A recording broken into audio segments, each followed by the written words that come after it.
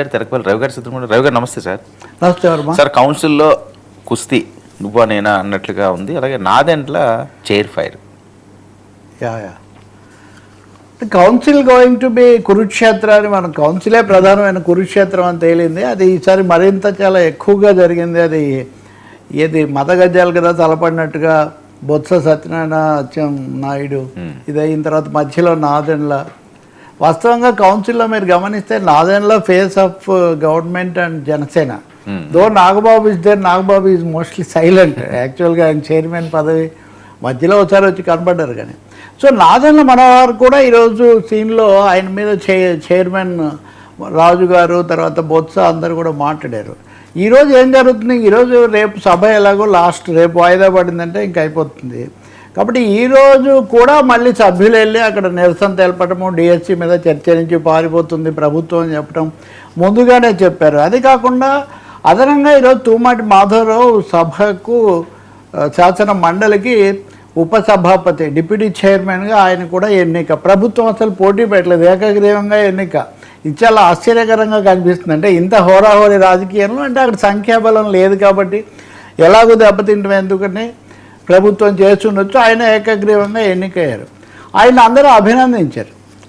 సహజంగా chairman, deputy chairman లేకపోతే speaker, deputy స్పీకర్లను అందరూ అభినందిస్తారు. ఒకవేళ తేడా వచ్చినా ఆఖరకు జగన్మోహన్ రెడ్డి ప్రభుత్వంలో చంద్రబాబు నాయుడు కూడా కాస్త ఆలస్యంగా అయినా సరే ఆయన కూడా అభినందించారు అప్పుడున్న మంత్రి ఆయన సీతారామన్. కాబట్టి తమ్మినేని సీతారామన్ ఇప్పుడు వచ్చేసరికి ఈయన అభినందించలేదు, చైర్ దగ్గర కూడా తీసుకురాలేదు. సభా సాంప్రదాయాలు వరవడి ఇవన్నీ మీరు పక్కదోపటి అగౌరవపరిచారు అని ముందు ప్రతిపక్షం ప్రభుత్వం మీద కాస్త తీవ్రంగా విమర్శించారు. అయినా వీళ్ళు పెద్దగా స్పందించలేదు. కానీ అక్కడి నుంచి మొదలైంది. తర్వాత ఆయనకు మళ్ళీ అభినందనలు చేసే సమయంలోనే చాలా కామెంట్స్ చేశారు.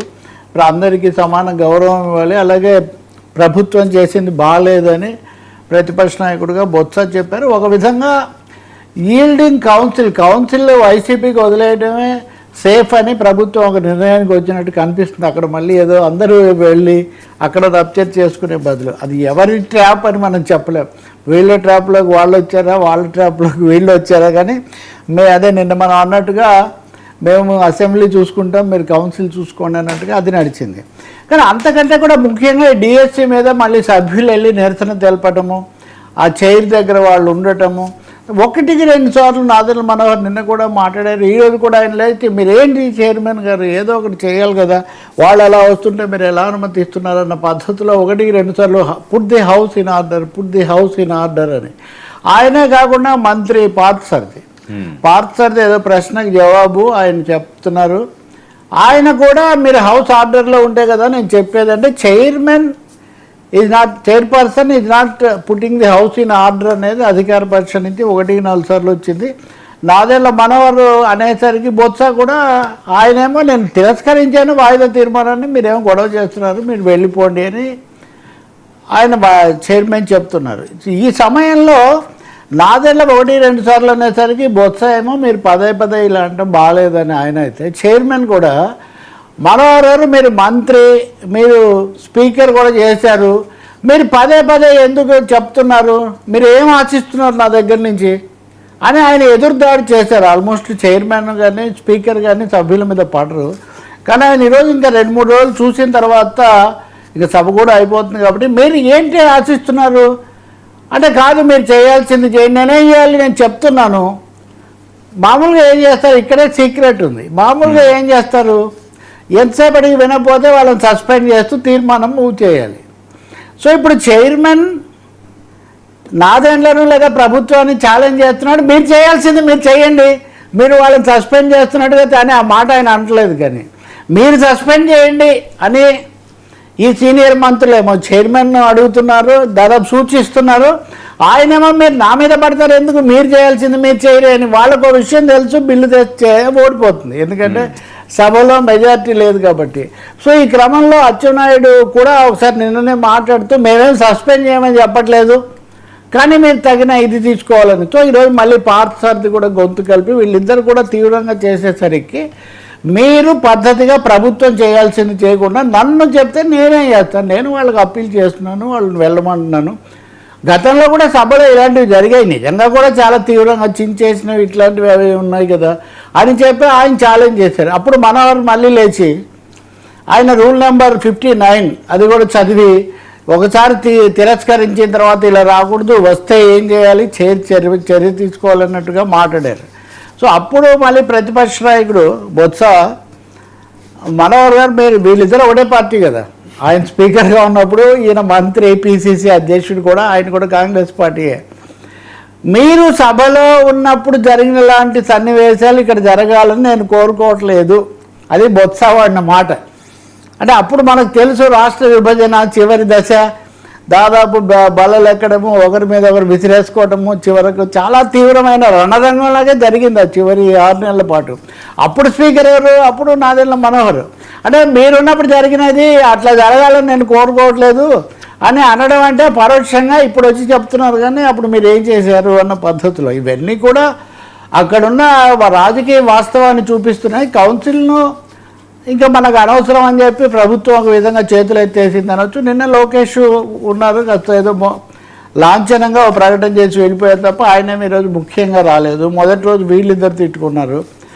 ఇలా జరిగేసరికి కౌన్సిల్ చాలా ఏమనాలి, రాజకీయ ఉత్కంఠ అంతా అక్కడే ఉంది. ఈ మధ్యలో అతన్ని కూడా గెలిపించుకోవడం ద్వారా డిప్యూటీ చైర్మన్ ఇంకా ఇది మాది, ఇంకెంతకంటే లేదన్నట్టుగా వాళ్ళు నిరూపించుకున్నారు. ఇది కాకుండా ఈ దువ్వాడ శ్రీనివాస్ ఇట్లాంటి వాళ్ళు బయట చాలా తీవ్రమైన వ్యాఖ్యలు, వాళ్ళు ఒరిజినల్గా అచ్చెన్నాయుడికి రైవల్స్ లేకపోతే రాజకీయ ప్రత్యర్థులు అక్కడ పోరాడేవాళ్ళు కాబట్టి వాళ్ళు వ్యక్తిగతంగా చాలా చేశారు. అందువల్ల ఈసారి బహుశా మనం చెప్పేది శాసనసభ సమావేశాల ఫోకస్ కౌన్సిల్ మీదే ఉందని చెప్పాలి. కౌన్సిల్లో డిఎస్సి మీద చర్చ జరగకుండా ఇంకా మేమేది జరగనివ్వము అని చాలా భీష్మించడం ద్వారా వైసీపీ ఒక ప్రతిష్టంభనను మేము పూర్తిగా సృష్టించిందని చెప్పొచ్చు.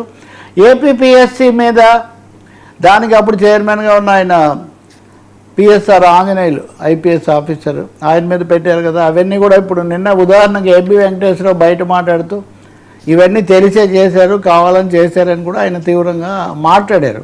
ఏపీపీఎస్సీ మీద కూడా చర్చకు మేము సిద్ధం, దీని మీద కూడా మేము సిద్ధం, సిబిఐకి అప్పగించండి.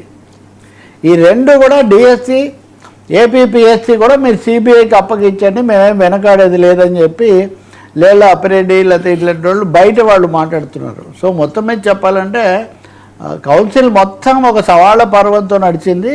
బహుశా ఇంకా రేపటి వరకు కూడా హౌస్లో ఇంకా వేరే బిజినెస్ ఏమి జరుగుతుంది, ఏమి ట్రాన్సాక్షన్స్ జరుగుతాయని మనం చెప్పలేం. కాకపోతే ప్రభుత్వం ఇచ్చిన ఉత్తర్వులు లాంఛనంగా ఆమోదించాల్సినవి టేబుల్ మీద పెట్టడం అంతవరకు జరిగే ప్రక్రియ ఒకటి తప్ప మిగిలినవేమీ జరగలేదు. బహుశా వర్ల రామయ్య ఇంకొక మహిళను కూడా ప్రభుత్వం గవర్నర్ కోటాలో తీసుకొస్తుంది. వాళ్ళు రావటం గవర్నర్ కోటాలో వచ్చినా బహుశా ఈ పరిస్థితిలో వర్ల రామయ్య లాంటి వాయిస్ వస్తే కొంచెం తోడవుతుందని కూడా భావిస్తూ ఉండొచ్చు. ఆయన గతంలో రాజ్యసభ ఇట్లాంటివన్నీ అయిన తర్వాత మొత్తానికి ఆయన కూడా కొంచెం సర్దుకున్నట్టున్నారు.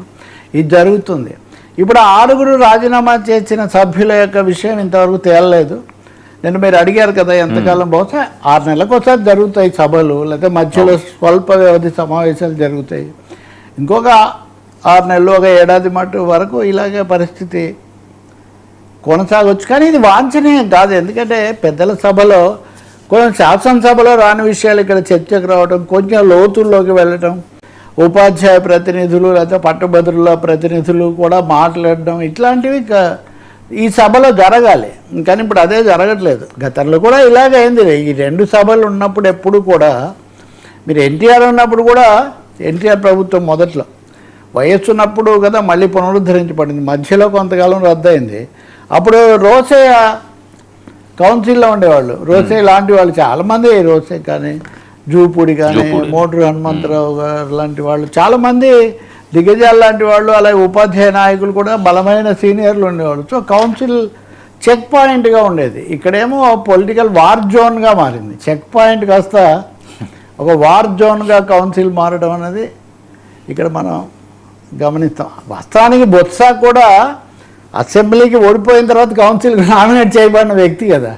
సో బొత్సాన్ని ఎందుకైతే తెచ్చారో ఆ లక్ష్యం కొంతవరకు నెరవేరినట్టుగా ఆయన మల్లగుల్లాలు ఏం పడినప్పటికీ అంతవరకు జరిగినట్టు కనిపిస్తుంది. ఒక దశలో గతసారి అయితే ఆయన తీవ్రమైన ఒత్తిడికి గురయ్యి ఆరోగ్యమైన ఆసుపత్రిలో కూడా చేరినంత పరిస్థితి కూడా మనం గమనించాం.